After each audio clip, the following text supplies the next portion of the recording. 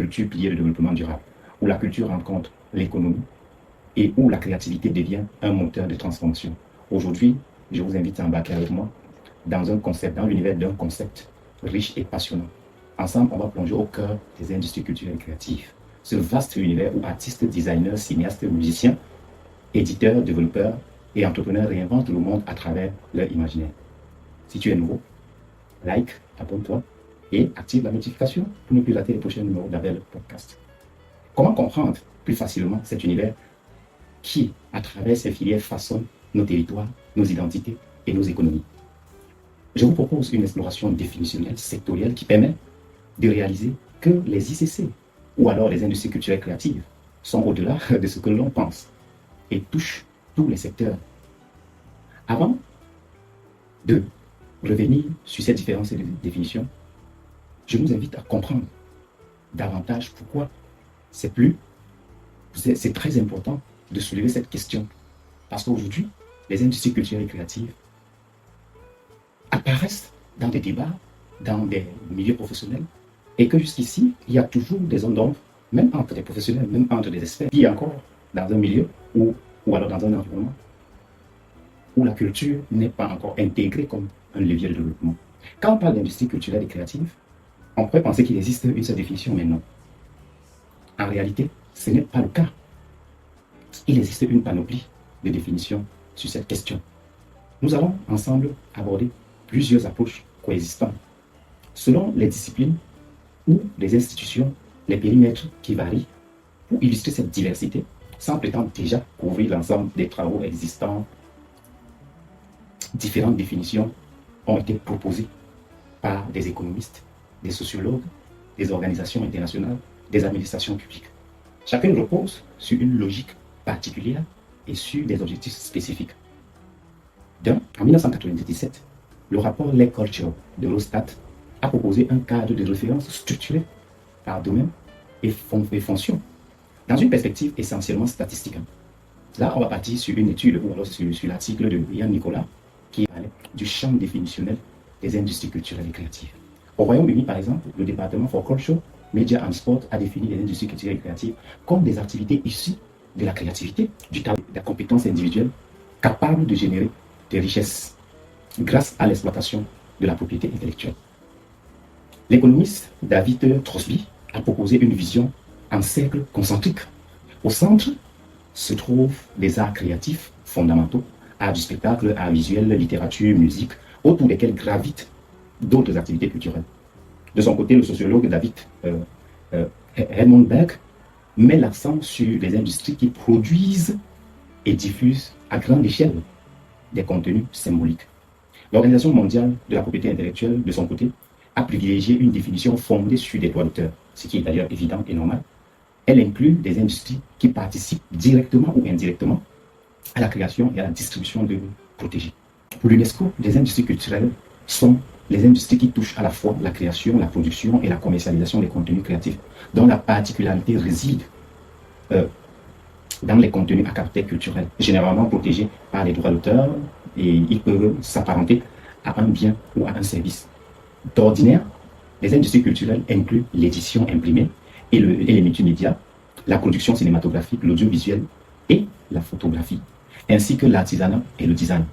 Les industries culturelles et créatives englobent, selon toujours l'UNESCO, les industries auxquelles s'ajoutent toutes les activités de production culturelle ou artistique, qu'elles aient lieu en direct ou qu'elles soient produites à titre d'entité individuelle. Les industries créatives sont celles dont les substances, les produits ou les services contiennent une proportion substantielle d'entreprises artistiques ou créatives. Si l'on compare alors ces différentes définitions, plusieurs constats apparaissent. Premier constat, c'est quoi? Il existe réellement une pluralité d'approches. Ça, c'est l'un. De nombreux secteurs sont communs à la plupart des définitions que nous venons de lister, comme le cinéma, la musique, la radio, la télévision, l'édition et la publicité. Certaines activités moins traditionnelles peuvent parfois être intégrées, comme le sport ou certaines institutions culturelles spécifiques. Voilà tous les éléments qui ressortent dans cette question. Mais sur quels critères repose cette diversité? Il faut déjà comprendre, comme nous avons parcouru toutes ces définitions que nous avons précisées d'ailleurs, qu'elles ne sont pas exhaustives, les critères qui permettent aujourd'hui d'identifier des secteurs ou alors des filières, des emplois ou des secteurs de production ou des secteurs économiques qui font partie des industries culturelles et créatives. Plusieurs chercheurs ont identifié 5 grands repères pour définir les industries culturelles et créatives. Parmi ces critères, on a d'abord la créativité, la propriété intellectuelle, on a la dimension symbolique, on a la valeur d'usage et la base de la culture qui est la créativité et l'imaginaire est un aspect très important parce qu'on peut le retrouver dans plusieurs domaines. Les critères de propriété intellectuelle posent un problème similaire. Certes, les industries culturelles produisent des œuvres protégées, mais d'autres secteurs comme la recherche scientifique ou l'imaginerie génèrent également des droits d'auteur. La dimension symbolique, là c'est plus spécifique. On comprend bien les biens culturels véhiculent du sens et représentation. Donc cependant, le symbolique ne se limite pas aux œuvres d'art. Des grandes marques, le sport, le luxe et tout le reste. Le critère de valeur d'usage aussi tenter de distinguer les produits dont la fonction principale est la transmission d'idées.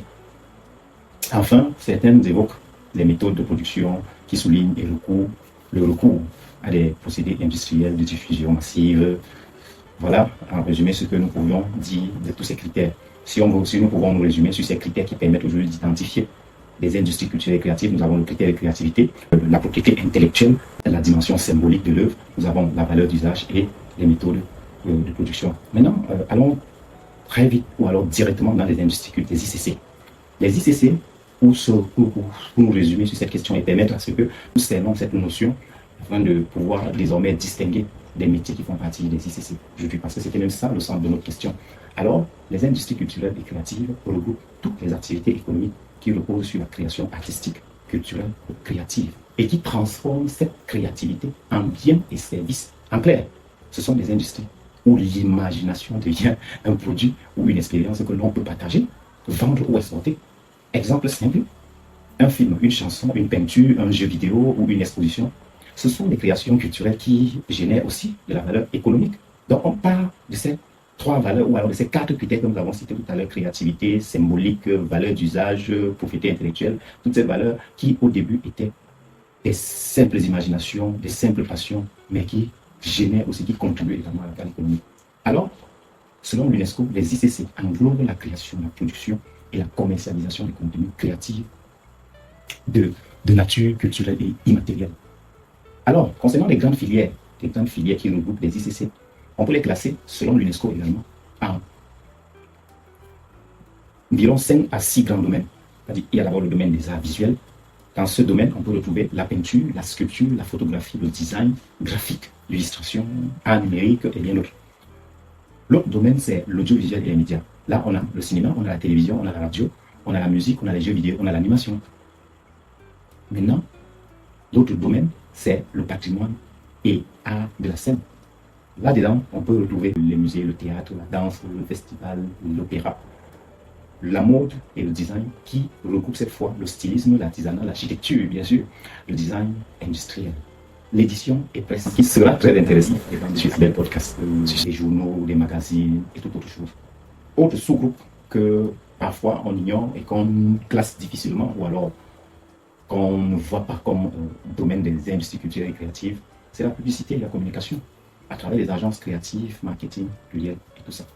Pourquoi il était important de revenir sur ce secteur? C'est juste pour revenir sur l'importance, sur comment est-ce que la culture contribue au développement, comment est-ce que la culture est un pilier du développement durable, comment est-ce que la culture contribue au développement, à la création des richesses et à l'emploi dans un pays. C'est un socle important qu'il faut prendre en compte. Donc tous ces éléments aujourd'hui que nous avons voulu citer, ce sont des secteurs producteurs de richesses, d'emplois et de toutes autres choses qui sont parfois négligées. Mais que le véritable problème en Afrique reste la mesurabilité, reste les techniques de recensement et d'identification de ces éléments. Donc aujourd'hui, les institutions de statistiques en Afrique devraient davantage regarder ce secteur pour comprendre et mesurer, vérifier les chiffres et comprendre comment est-ce que ce secteur contribue d'une façon significative au développement de notre secteur. En Afrique seulement, par an, le secteur produit 45 milliards de dollars et 5 millions d'emplois. Jusqu'ici, c'est parce qu'il n'y a pas encore un développement, des stratégies de développement claires de ce secteur. Ça montre que si des pouvoirs publics, si des investisseurs, si ce secteur est considéré, il peut être un levier, il est même déjà un levier de développement très important. Nous le voyons avec des pays qui ont pris ça au sérieux. On peut citer l'Afrique du Sud, le Nigeria, l'Égypte, le Maroc, et tous ces pays qui ont fait de ce secteur un secteur d'investissement considérable et consistant. Alors, pour conclure, on va simplement dire que les ICC, ce sont toutes ces activités où la créativité devient un outil et une source de revenus. Quand un artiste peint, quand un musicien compose, quand un designer invente une mode, il ne crée pas seulement la beauté, il crée aussi de l'emploi, de la richesse et une image forte pour son pays. Et il devient l'ambassadeur de son pays. Désormais, il faut voir la télévision, la radio, tous ces secteurs, le marketing, le design, tous ces secteurs